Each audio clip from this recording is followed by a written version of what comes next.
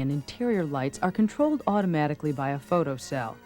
They can be controlled further by a dimmer lever next to the light control knob.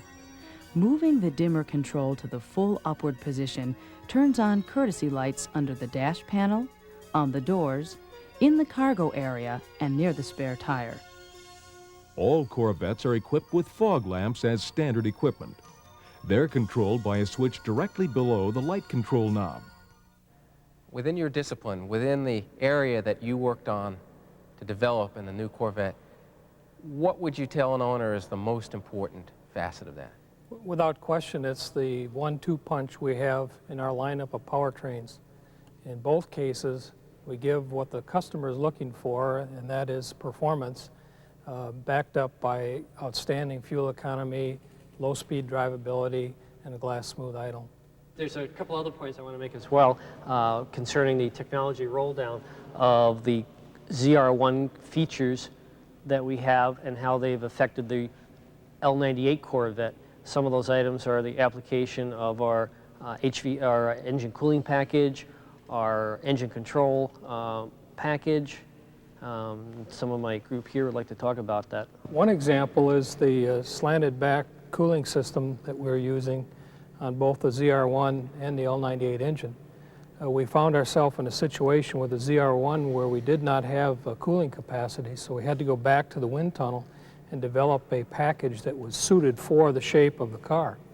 When we developed it for the ZR-1, then it was a natural to use it on the L98 as well, so it just gives the customer an added benefit that buys the L98. We talked about technology, ZR-1 technologies, and the engine control module, or ECM, which for the LT5, of course, is all new, the LT5 engine, because of the fact we have twice as many injectors and a lot more control system.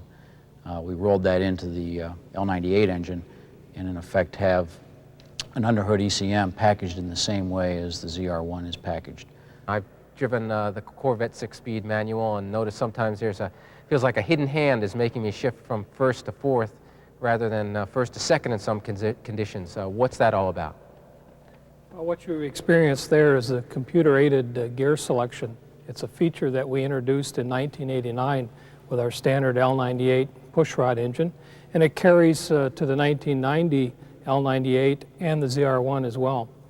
What it does for you, it is consistent with our theme of expanded dynamic range. You have a car that enjoys a very good roadability, good top speed, and is good around town. It controls the shift schedule of the manual transmission cars with a computer, and it tells the transmission via a solenoid that engages the main shift rail that the customer is driving in a part throttle normal fashion, and that to optimize his fuel economy, we will select him fourth gear and help him guide him actually in making his upshift from first to fourth gear instead of first to second. Well, that's not something you'd want to do in most cars, is it go from first to fourth? Well, in fact, that's why we have the computer control there and a little light that lights up and tells the customer, this is okay, there's nothing wrong with doing this, it won't hurt the car at all, and in fact, it optimizes your fuel economy. And that's the other end of the scale that we're trying to cover. We're trying to give the customers more than expected in terms of fuel economy on what has been deemed a very good high-performance car. No matter how busy you are, underhood checks in any car are very important. You're fortunate with a Corvette, under the hood is a work of art. Underneath the engine control module here, the heart of the electronic engine management system, are a number of visual things you need to look at. On the manual shift car is the translucent reservoir for clutch fluid. You can check that visually, along with the battery, which has a little eye. If it's green, it's okay. If it's black, then the car probably won't start. Other things that are visual include the brake master cylinder reservoirs. Some things under the hood of a Corvette cannot be checked just by looking. You have to remove the dipstick on the power steering fluid reservoir to check the level. And you should do that when the engine is cold. Coolant level is checked in the catch bottle in the front fascia. And again, it's a dipstick checked when cold. The header tank is up here, and you don't want to open that when the engine is hot because it is under pressure. Engine oil. Check that when the engine is cold. Remember that oil is the lifeblood of the engine. Now, in an automatic transmission car, you check the transmission fluid when the engine is idling, the engine is hot, with the parking brake firmly applied. Finally, in the underhood checks, for those days when it rains, make sure that your windshield washer bottle is full. And in a Corvette, it's a nice, healthy capacity, so it'll take at least a gallon of fluid. Electric outside mirrors are standard and are operated by a control in the driver's door. Simply select the left or right side setting and move the knob up, down, to the left or right. Corvette's standard power windows have controls in each door, with a master control on the driver's door. The ignition key must be in the run position to operate the windows. Power door lock switches are also located on each door.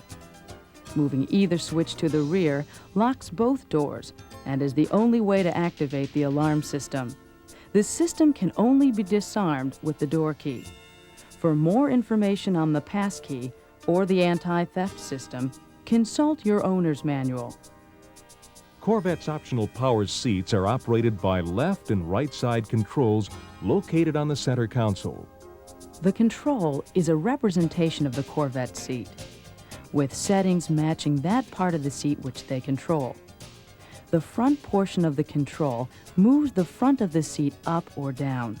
The rear portion moves the seat back up or down, and the center portion moves the entire seat up or down. The optional electronic heating and air conditioning system includes several new features for 1990. The heating, ventilation system, air conditioner is all revised or all new this year. What's the story there? Well, in effect, the thing the customer will see is new HVAC control heads, both for the C60 and the C68. But behind the scenes is additional software controls. It's microprocessor controlled. We've got additional sensors, a solar sensor, relocated aspirators for picking up ambient temperatures and so on. So a refinement of control. What's a solar sensor? The solar sensor is the sensor that you'll see on the top of the instrument panel that's actually picking up the amount of solar radiation picked up by the vehicle, so that we can compensate and do different control schemes to compensate for sun load. Oh, so the car knows whether it's a sunny day or it's not a sunny day? That's correct. Really? Besides knowing temperatures, it knows sun. And what does it do if it's a sunny day? In effect, you'll get different compensations, higher fan speeds, etc., to try to compensate for the fact that you're increasing solar load. A sensor reads the outside temperature that is continuously displayed. This can help alert the driver to changes that could affect road conditions. Another sensor on the top of the instrument panel measures the amount of heat the sun is adding to the car's interior and should not be covered or obstructed. To choose the temperature you want inside the car, push the up or down arrows appropriately. The system has a range from 60 degrees for maximum cooling to 90 degrees Fahrenheit for maximum heating. The display shows the temperature selected and then reverts to the outside temperature. In the off position, air will flow through the car only if it's moving. The system will attempt to maintain selected temperature but may not be able to do so. Pressing this button puts the system in the mode that will cool the interior the quickest. Air from inside the car is cooled and recirculated. The system won't work in this mode when outside temperature is below 40 degrees Fahrenheit. In the bi-level mode, outside air is cooled to the selected temperature, with air coming out at 2 levels, from the air outlets on the instrument panel and at the heater outlets near the driver's and passenger's feet. Warmer temperature settings will deflect more air to the heater outlets. When cooling of the outside air isn't required, use the vent button. It leaves the air as it is or heats it according to the temperature setting. Pressing the vent button brings outside air into the car, with the air passing through the instrument panel outlets. In the heat mode, air is heated to the selected temperature, with most of it coming out the heater outlets near the driver's and passenger's feet. The rest is directed toward the windshield and side windows. Air won't be heated until the engine is warm. Pressing this button defrosts the windshield. Most of the air comes out through vents near the windshield to melt exterior frost or ice. Pressing the heat